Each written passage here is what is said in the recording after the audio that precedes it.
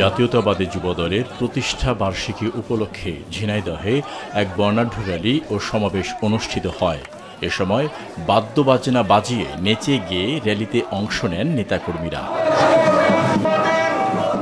সোমবার বিকাল ৪টায় জেলা শহরের উজির হাই স্কুল মাঠ থেকে এ র্যালিটি বের করা হয়।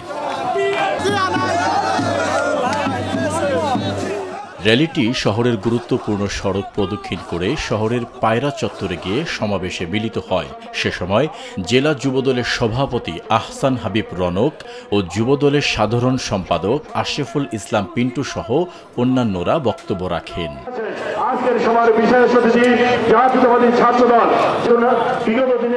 এ সময় বক্তারা বলেন, শহীদ রাষ্ট্রপতি জিয়াউর রহমানের আদর্শ ধারণ করে তারুণ্যের শক্তিতে বলীয়ান হয়ে তারেক রহমানের নেতৃত্বে বিএনপি সরকার গঠন করবে। আগামী জাতীয় নির্বাচনে বিএনপির পক্ষে ভোট বিপ্লব হবে। জনগণ আর কোনো ফ্যাসিবাদী রাজনীতি এদেশে মেনে নেবে না।